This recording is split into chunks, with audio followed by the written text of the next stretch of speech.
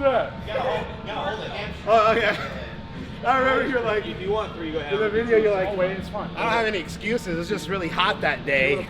Sweat was on my eye. That was the best fucking video. Sun's in my eyes. Sun's in my Dog ate eye. my You homework. remember, damn. Yeah. Cut the best promos.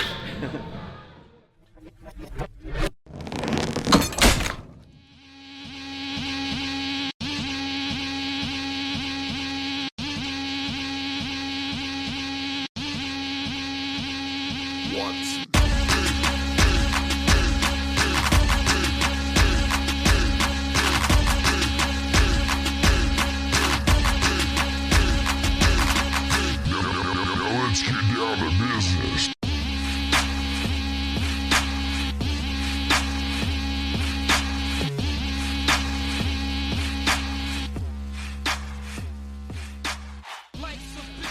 In every video that you see, you always see the guy talking about rebuilding. I'm not rebuilding anything, so I'm not imagining this to really turn into a whole lot. I would like to be able to move around 6 plates, 7 plates, something like that again. I haven't deadlifted in a long time, so here I am, messing around with 315. This will be my 6th set of 8 reps after Emilio goes. Easy, easy. Come on, brother. Where's your lats?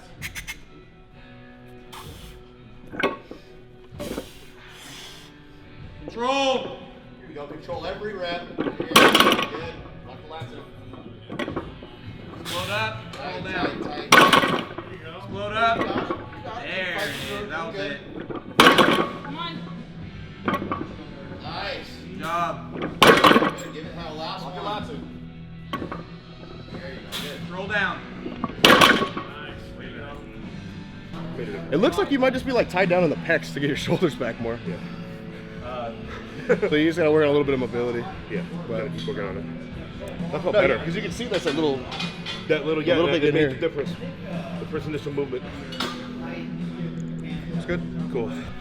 I think you made that harder than it needed to be. Yeah, by tensing up a little bit too much. I was just overthinking it. Overthinking a little bit. I mean, still we're trying to work on things to get better, but still have fun. Yeah. All right. You look like you're stressed out trying to pull 550. Come on, dude. Yeah. All right. Got it. Cool. So just controlling the weight back down to the floor is going to just, it's time under tension. You kill 2 birds with 1 stone. A lot of people pull the deadlift and then drop it to the ground. So we're just getting a little bit more work in.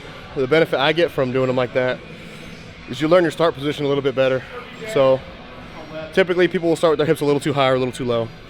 So when you lower it back down under control and then don't reset and pull, your body's kind of setting you in a really advantageous position, like a powerful position for you.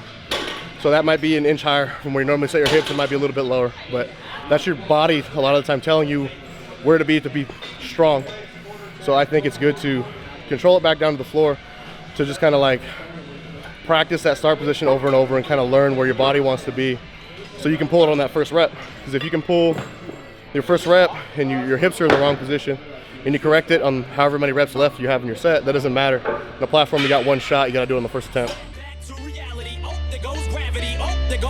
Choke. He's so mad, but he won't give up. That is, he know he won't have it. He knows his whole back to these ropes. It don't matter, he's dope. He knows that, but he's broke. He's so stagnant, he knows when he goes back to this mobile home. That's when it's back to the lab again, yo. This old rhapsody better go capture this moment and hope it don't pass him.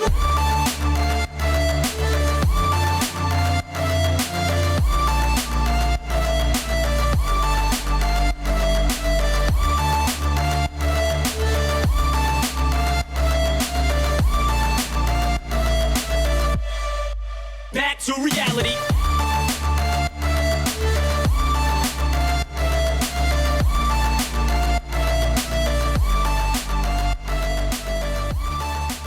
This is our Valentine's Day gift to all you YouTube ladies out there. We're working them hips today, working them glutes. And when I say ladies, I'm talking to you, Andy Bell.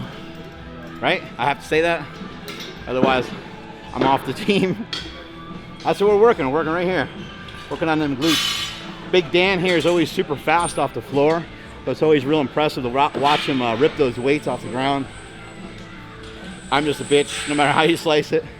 But I'm usually pretty good with a lockout, and I've always struggled for years and years trying to get that speed off the floor. A big thing that would help solve it would be for me to control the weight better. I tend to kind of drop the weight on the way down, so I just got to control it a little bit better. You got to get down twice to get the belt. Go, bud. Go. Easy, come on.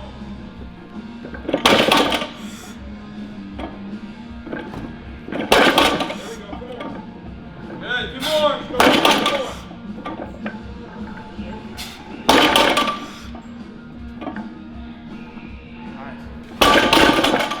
You know, don't cheat.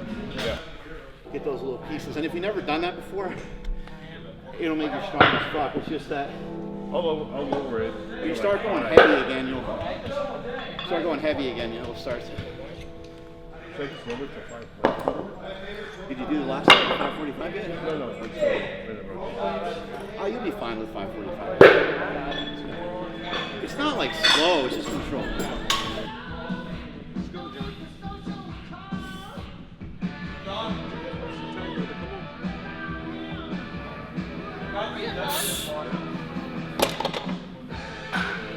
There you go. Come on, bro. Let's go. Nice. You can see with my boy Emilio here, you know, it's awesome having him here at SuperTraining.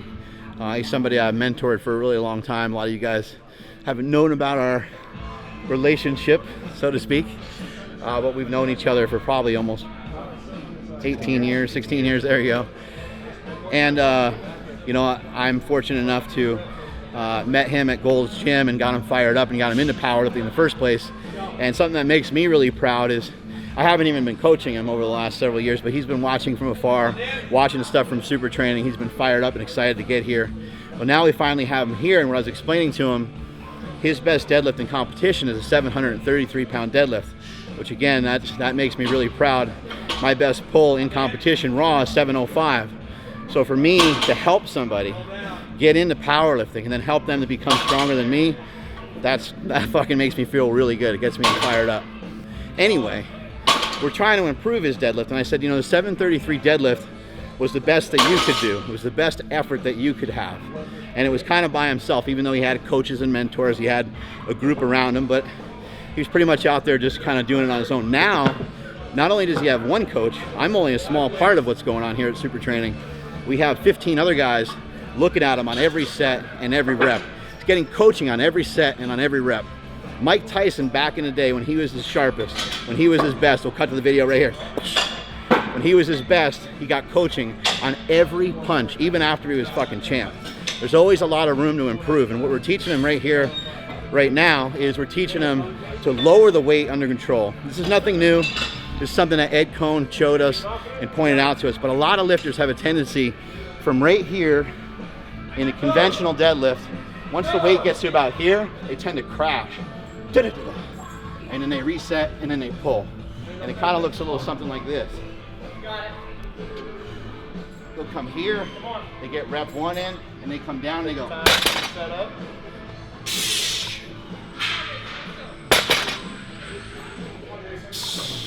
What we're looking for, use the weight as a counterbalance, control that weight, stay in here. That's a big jump, man. I don't know. You can do a stop and go, or you can do a touch and go. It's kind of up to you, but what we're looking for is control. Don't miss out on that bottom portion of the lift. Lastly, remember this. What got you here won't get you there. So whatever you're currently doing, if you're stuck and you're looking for a PR and you've never done anything like this before, follow those weights down. Give yourself a 3 count if you need to. 1, 2, 3. Lock it in. Up. 1, 2, 3.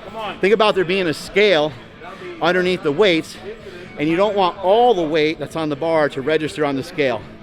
Maybe half the weight, or maybe a small portion of the weight, because you're keeping tightness and you're ready for rep number 2, 3, 4, and 5. Hold up. Come on. Yo, come on. Hold up. Let's go. Lock those lats in. There we go. Good. Stronger push with your legs. There we go. Good. Yes. You got to get your air. Reload. There you go. There you go. There you go. Good. Yeah. Push hard with those legs, leg press it. Yep, there you go, good. Perfect.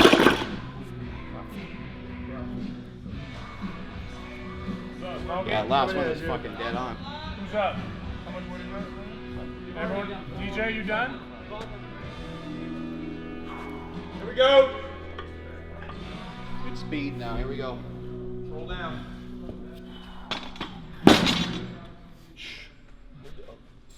All right, let's go, babe. Here we go. Come on, Daniel. Let's go, Dan. Come on, dude. Come on, locking that upper back now.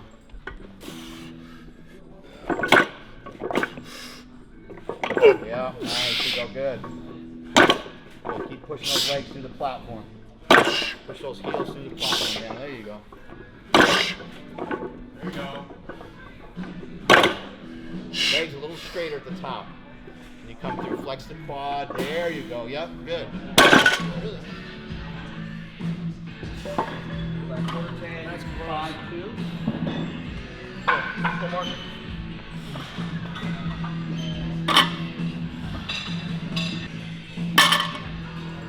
Whew.